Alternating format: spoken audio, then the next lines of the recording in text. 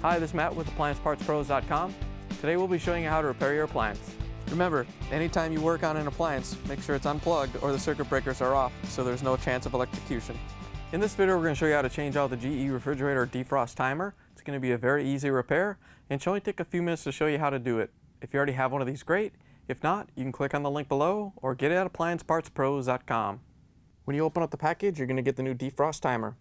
The defrost timer is what controls the defrost cycle. The main reason you'd be changing it out is if the timer has failed and the defrost cycle isn't working, causing the evaporator to ice up and the fresh food section to get warm. In order to get to the part, we have to open up the refrigerator door. Now we can reach in and we have to take off this plastic shield. We're going to pull off the cold control knobs. All you have to do is grab them and pull them off. Once you have them off, you can set them aside. And then we can reach in and take the cover off.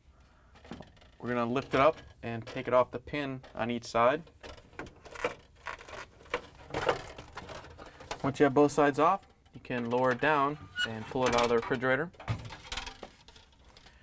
We're also going to reach in and take the light bulb out, just because we have to kind of set the control on the edge like right here.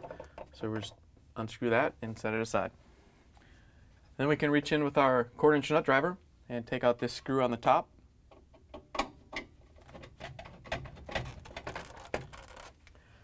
Once you have the screw out, we can lift the control section out. There's a little tab right here that we have to lift up on, and we're just going to lift it up and pull it off.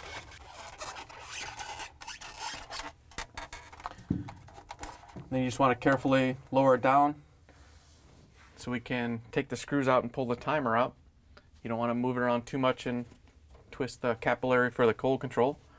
We're going to reach in and use our 1/4" nut driver to take out the defrost timer screws.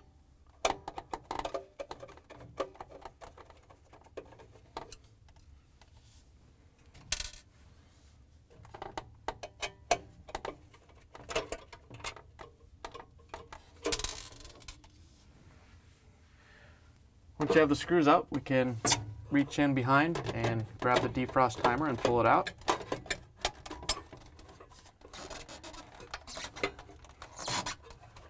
All we have to do is disconnect the wire harness right here. Just pull it off. If it's tight, you can use a screwdriver to help.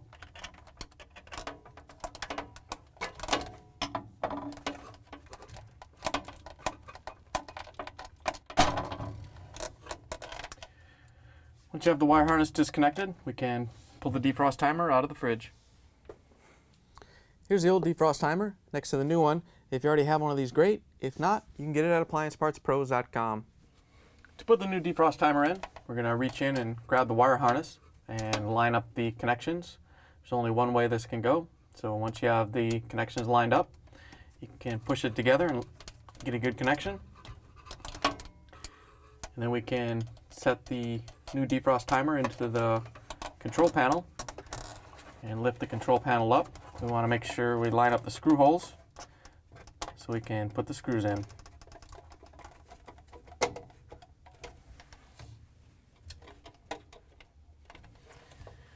Now that we have the defrost timer mounted, we can put this control panel back up on the back wall.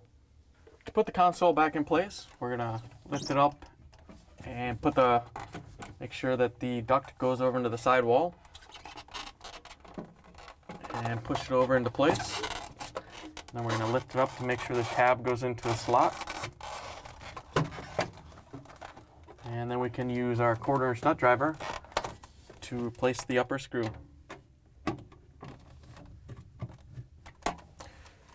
Once you have the screw tightened down, we can put the light bulb in. All you have to do is line it up with the socket, screw it back in, and then we can put the light cover and the knobs back on. To put the light cover in, we're just going to slide it up into place and set it onto the post on each end, and then rotate the bottom down so it snaps into place. Once you have it in place, we can put the knobs back on. There's a long shaft that goes for the freezer and a short shaft for the fresh food.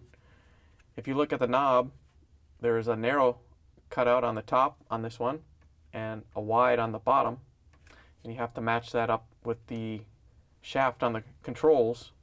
This is the narrow side, and that would be the wide side.